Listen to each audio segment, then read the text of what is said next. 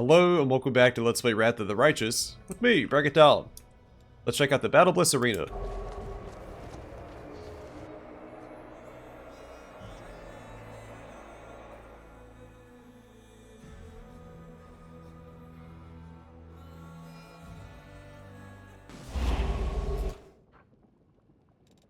I will lend you my aid.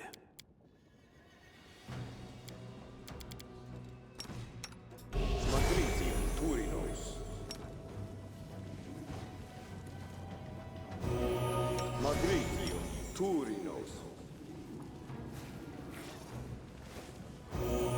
Magritium Turinos. Magritium Turinos.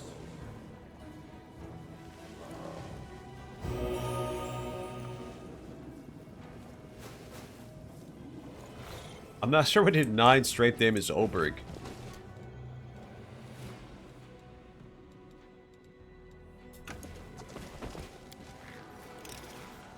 Pretty good, aren't I? A handsome young man with tousled black hair strolls casually toward the demon surgeon. O master of stitches, artist of the scalpel, and genius of the surgical profession. Tell me, is your heart free? The young man has a glove puppet on his hand, a dragon made of rags with buttons for eyes. He raises it up, begins to ventriloquize loudly. His voice is surprisingly deep. Also, you have an hour of free time tonight. How about a romantic dinner?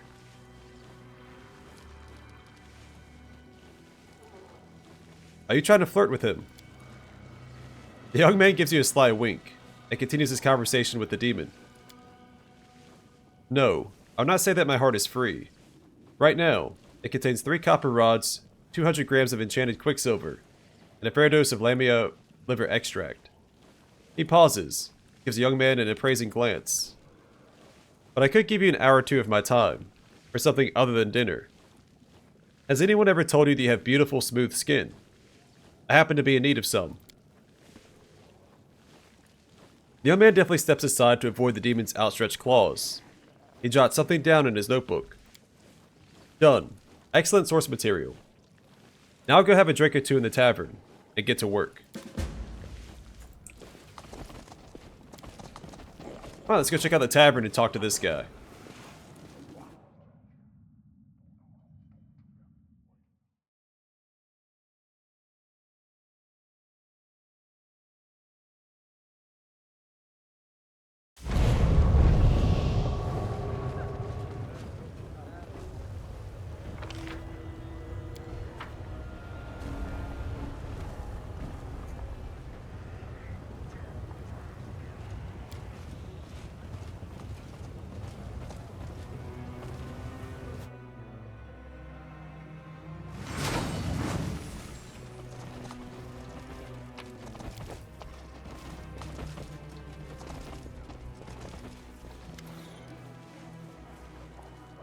The young man sifts through a pile of papers scattered across the table in front of him.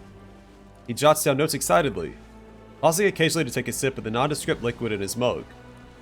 As you approach, he looks up from his work and gives you a cheerful smile. Hello, my name is Jeocot. I'm a wandering bard, researcher, and scientist. I study both the natural and the unnatural. How can I be of assistance? Who are you? What do you mean, who? I just told you. Perhaps I was speaking too quietly. Just a moment. He puts a glove puppet, dragon on his hand, and ventriloquizes in a deep, booming voice. Jeocot, a wandering bard. I'm famous on 3 planes and banned on 4. If you want an autograph, get in line. Why do you have a dragon puppet? Ah, this? The man holds up his crudely sewn glove puppet. The dragon glares at you with its button eyes. This is for my performances. And for everyday use too. It's always useful to have a dragon in your pocket. What are you writing? Oh, I'm compiling my notes into a book. It will cause a sensation once it's published. I've been on so many horrible dates, but horrible dates make for great stories. The young man shakes his notebook triumphantly. I've documented them all here. I've dated all kinds of demons, from abracadillos and dretches to glabrizus and baylors. I'm publishing a complete guide to dating in the abyss. Just you wait. My book will be the subject of conversation on every plane. Dates. With demons. Don't get the wrong idea. I didn't do this because I was desperate for dating partners. I've been conducting research for my book. Can I look through your notes? Of course. I feel like trying to read my handwriting though. Haha. Jeocot hands you his notebook.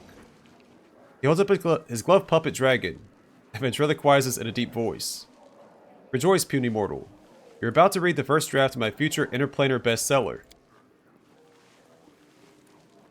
It isn't easy to decipher the bard's handwriting, but you quickly realize that his notes are long rambling discourses about all sorts of strange topics.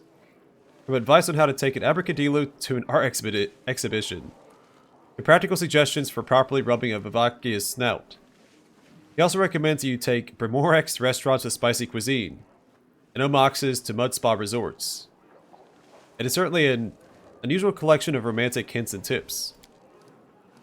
So what do you think? Brilliant, right? The young man beams at you. There's only one problem. I'm not very good at titles. A complete guide to dating in the abyss. That sounds too boring. An excellent guide? No, that's not it either. Oh, I just can't come up with anything good. Do you have any ideas?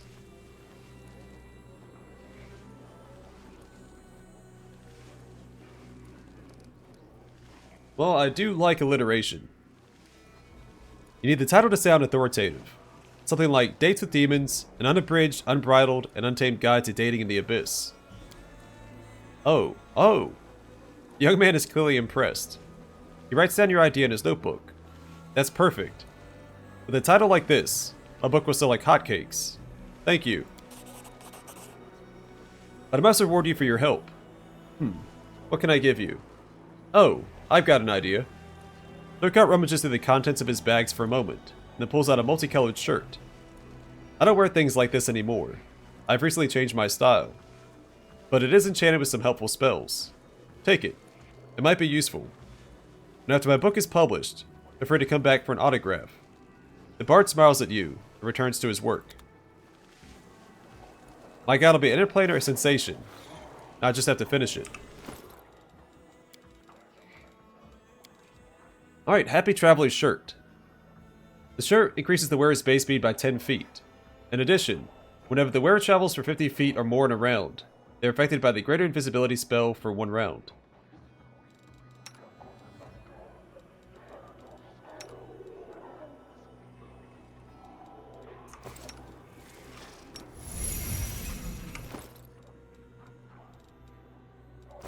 Did the world just forget me? We do it my way.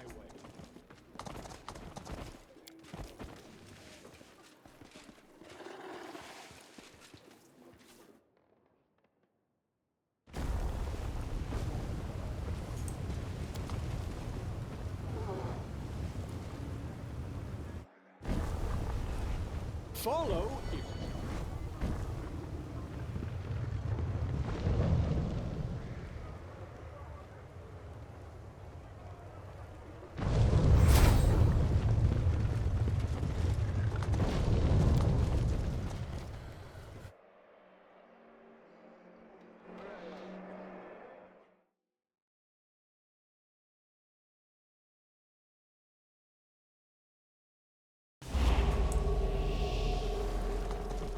if I'm off.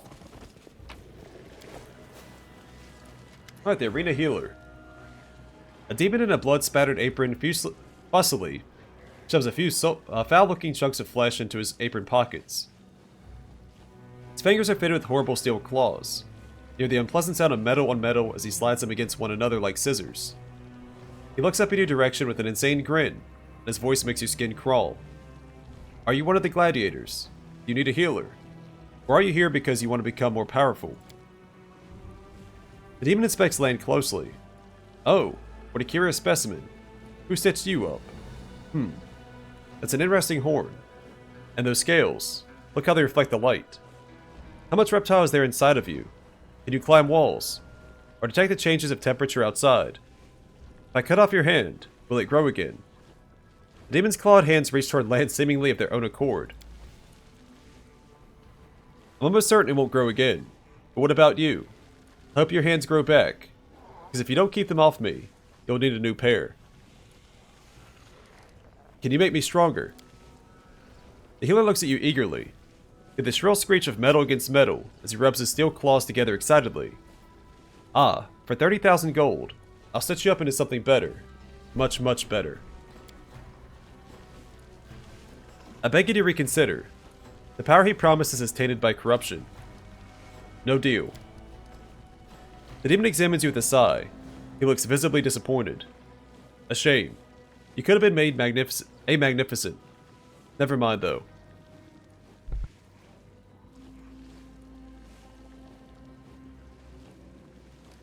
Who are you? I'm the most important person in the Battlebliss. I'm a healer, or as they call me, a stitcher. They drag those poor bleeding fools from the arena so I can stitch them back together piece by piece. And I do mean that quite literally, since most of them are in pieces by the time they get to me. At first I simply reattach the severed limbs of wounded fighters. Now, however, my methods are far more interesting. Someone from Nocticula's inner circle taught me the secret of grafting flesh. By combining the flesh of different gladiators, I create the strongest, craftiest, most talented fighters. Oh yes, in these chambers, invincible gladiators are born. I'm so close to achieving perfection. Soon, my methods will produce better results than the hindering crystals. The cleric wrinkles his nose in disgust. He seems offended. This is not healing, it's some heinous mockery of it. A healer should restore a body to its natural and healthy state instead of turning it into something disgusting. The hindering crystals. The hindering crystals are something of a legend here in Alushanira. Almost no one knows what they actually are, or how to get their hands on them. It all started with a few demons here in the city. These demons suddenly became very powerful in a very short period of time. Their transformation happened almost overnight. According to the rumors, these demons received their incredible powers from the hindering crystals. Now, all of Alushanira is crazy for these crystals. They're all anyone talks about these days. And all the merchants know that if you call your goods Nahindrian, you can easily double the initial price of your wares. You're not a healer, you're a butcher. The healer smiles proudly. Oh, thank you for the compliment.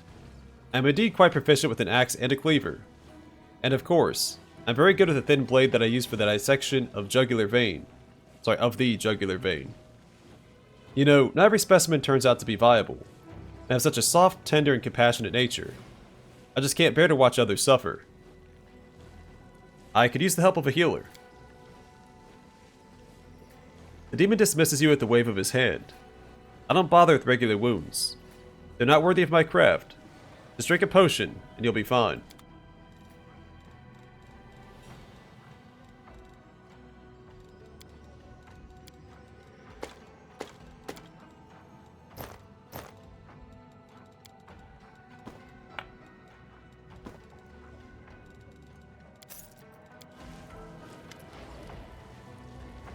In the metallic clang of the demon's steel claws as he greets you. You want to get patched up before the fight, gladiator. I have to go. The healer turns his attention back to his work. He takes a severed limb from the pocket of his apron and begins to examine it carefully. So if you take him up on his offer to make you stronger, he gives you the demon graft passive. I think it boosts your strength and armor class or something like that. But if you drop below, I want to say 50% health, it causes your character to go to berserk. And if you have Nenio with you, she'll volunteer for the procedure as well. So your main character and Nenio can both get the demon graft ability. It's pretty useful in Nenio, because it gives her some bonuses, but if she goes berserk, she's not going to clobber your team to death. Where if my paladin goes berserk and starts attacking my team, he's going to kill everybody. Zeklex. A stern but tired-looking tiefling observes you politely. His clothes look expensive but tasteful. He's carrying a large bag, and every once in a while, it moves and twitches as if something is inside. Welcome to the Battlebliss Arena. My name is Zeklex. I'm the arena steward. Airman Galeth is the master of the arena, but I help him manage its affairs. You look like you're new here. Did you come to spectate the fights or to participate in them? The tiefling has a surprisingly open and honest face. After all these demons, he looks strangely normal. The tiefling looks you up and down with the calm professionalism of a person doing an unpleasant job with diligence. During fights in the Battlebliss, prayers and curses are uttered in equal measure, both on the battlefield itself and in the stands. Perhaps you'll be the one who shifts the balance toward prayer. Emangileth. I remember a demon called Emangileth. He was a vile, cunning murderer. He had a way with words that was just as deadly as his skill in battle. There's a rustling sound from within the tiefling's bag, and an imp peeks its head out to look at you. He has large drooping ears and stares at you with his huge, unblinking eyes. Then, as if suddenly shy, he darts back into the bag and vanishes from sight. I want all Evolutionary to know my name. I want you to arrange a match for me against your strongest gladiator. The tiefling falls silent. He looks as though he is calculating something in his head. Finally, he responds. If that is truly your goal, you have to defeat the current champion. If you kill Gelderfang, your name will be on everyone's lips. But you'll have to prove yourself if you want to face the champion. A fight with Gelderfang is a big deal here in Evolutionary, and only members of the Nahindrian League, the elite gladiators of the Battlebliss, are considered worthy opponents. Killing others just to entertain spectators. These creatures of the Abyss sow death and destruction in such a careless, casual manner. Celia grimaces. I know that our mission is important. I know we can't allow ourselves to get distracted by feelings and emotions, but smashing skulls and eviscerating bodies just to entertain these evil creatures. Iomedae. Makes me sick just to think about it. But it is extremely difficult to join the League. You have to slay an active member and take their place. So if you wish to fight the champion, you have to spend a lot of time in the arena. However, if you would like, I can arrange a fight between you and another newcomer. If you can prove yourself in battle, I'll be able to find you a match against a more reputable opponent. I've killed hundreds of demons. Why should I have to prove myself to anyone? I heard about you. You made a name for yourself in the streets. Alas, I can't go against the rules without drawing Emangileth's wrath down on my head. But you're half as good as the rumors say. You have no troubles winning a few easy fights. Very well. I'll prove myself. I'll fight another newcomer. Tiefling nods respectfully. I'm glad that we've reached an understanding. I'd like to talk to Emangileth. The imp pokes its head out of the bag in surprise. You seem to have aroused his curiosity. His sad drooping ears perk up with excitement, and he stares at you with his big, round eyes. You wish to speak with Emangileth? I'm afraid that's impossible. Emangileth never communicates with anyone except his most trusted aides, and Gelderfang is under strict orders to kill anyone who tries to talk to his master without permission. Emangileth believes that minimizing his contact with the outside world will make the audience in the arena want him even more. I'd like to know more about you. Tiefling smiles wryly and addresses the imp in his bag. You see, Crow? This is why we work so hard to climb the ranks. We want it to be important, and now look. The stranger wants to know all about us. I guess that means we're finally a big deal. Who are you? I'm the arena steward. My position is prestigious, but my success is hard-earned. My life has not been easy. I grew up on the streets of Evolutionary. I was a street urchin, an orphan. I'm the result of an act of violence committed against a helpless slave woman. I've always been weak. I've always been surrounded by those who are bigger and stronger than me. All my life, I've had to rely on my wits to survive. Out on the streets, I scrounge around for food, and try to avoid becoming someone else's snack. Fortunately, I had someone to look out for me. Tiefling takes a small piece of dried meat and holds it close to the bag. Quick as a flash, a scrawny paw darts from the bag and snatches up the treat. Crow has been my companion for a long time. He is also my partner in business. Together, we saved up our money, one coin at a time. We made allies, and sought out opportunities for advancement. We worked hard to climb the ranks of society. In the beginning, our goals were simple. Never starve again, Never live in poverty again. Never fear for our lives again. Trust me. Those goals aren't easy to accomplish here in the Abyss. You have to be very influential in this city to achieve any of those things. We've managed to make our goals a reality. In fact, we've been doing quite well for ourselves here in Alushanira. What's your role here? Mangaleth is an artist, not a clerk. That's why I have so many responsibilities. I search for new fighters. I make the fight charts and arrange the fights so that the opponents are evenly matched. And of course, I organize all of the matches. Unfortunately, my master has a habit of interfering with my work. He's been very involved lately, and as a result, the fights have been terrible. The combat turns into meaningless carnage. There's no skill, no strategy involved. And of course, no one wants to place bets on a fight like that. Everyone already knows who's going to win. There aren't even fights anymore, they're just public executions. That's also a form of entertainment, of course, but it's not what our audience wants. Woljif perks up. Bets, you say? I wouldn't mind betting a few coins. What's your cut of the winnings? Zeklex's voice takes on a monotonous tone, like the rustle of dry, dusty pages in a thick accounting book.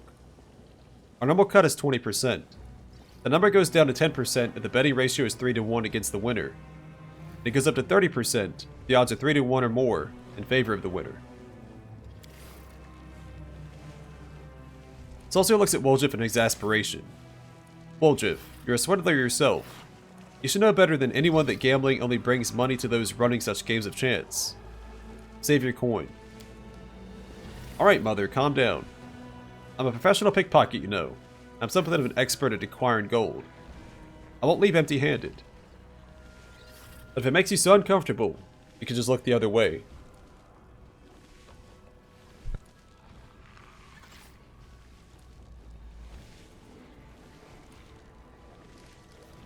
You don't look like you belong in the Abyss.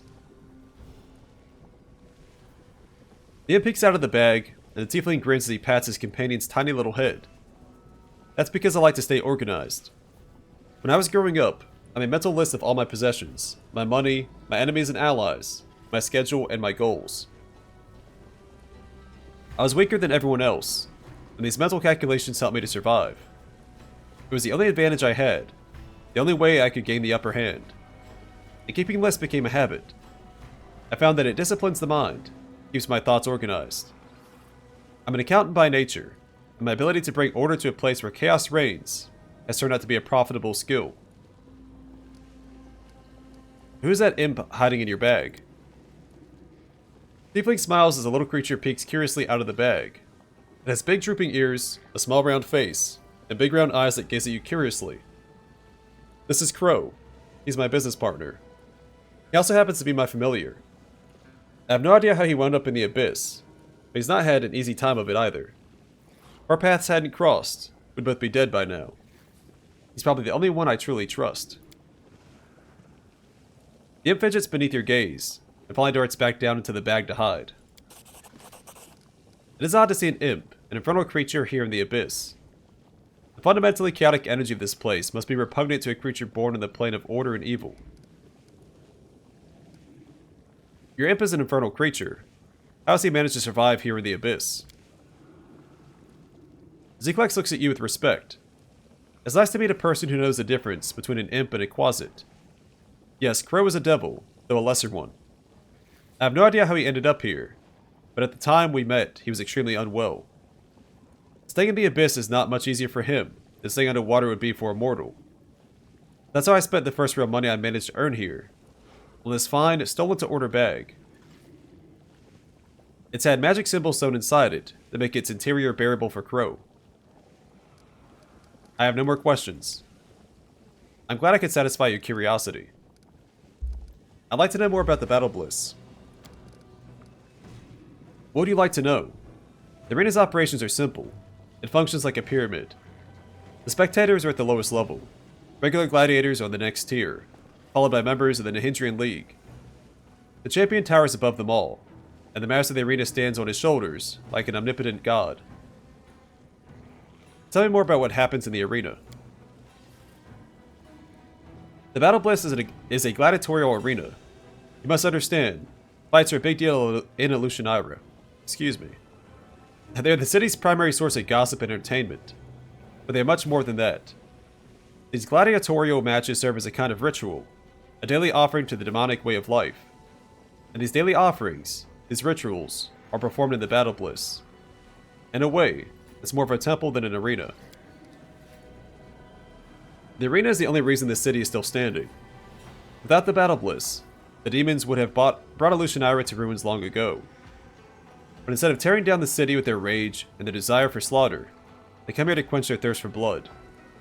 You see, the arena gives them a sort of release. It allows them to satiate their lust for violence.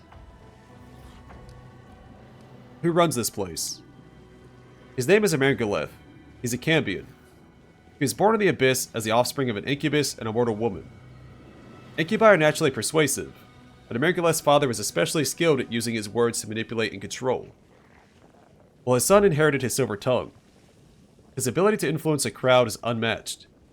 With just the sound of his voice, he can instantly instigate a riot, or make a screaming group of demons fall silent and listen to his every word.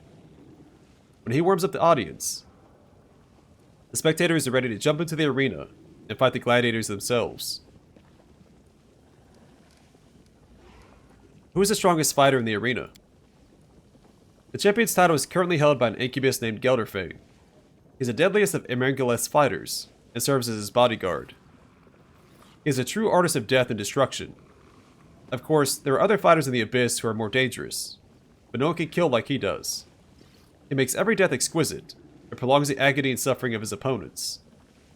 He can transform any fight into a spectacular show. He turns combat into a performance, and knows how to create a dramatic spectacle out of the most mundane match. There are only two things Gelderfang wants in life: pleasure and murder. They are his obsession, and he feeds that obsession every time he steps into the arena.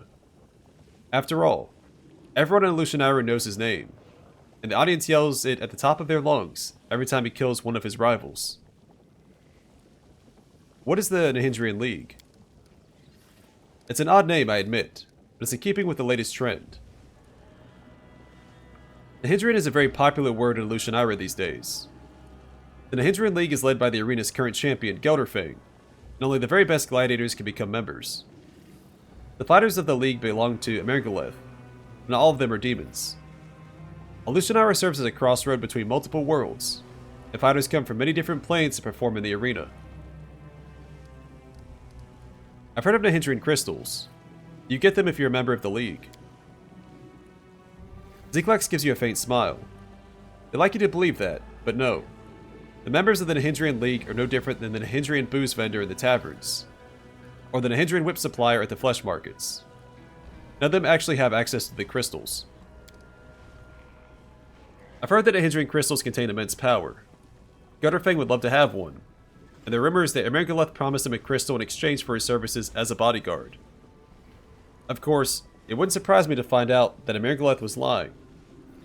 I'm not sure even he knows how to get his hands on a Nahindrian crystal. I understand. I'm glad I could satisfy your curiosity. I have to go. Zeklex bows respectfully. From the depths of his bag, you see the glint of large, curious round eyes. Alright, that was a struggle. I am under the weather, and I'm constantly stifling coughs. So if I was reading that a little oddly, or if I sound funny, that's why. But alright, I'm going to call it here, and next time we will participate in the arena. We'll buff up beforehand, and then jump right in.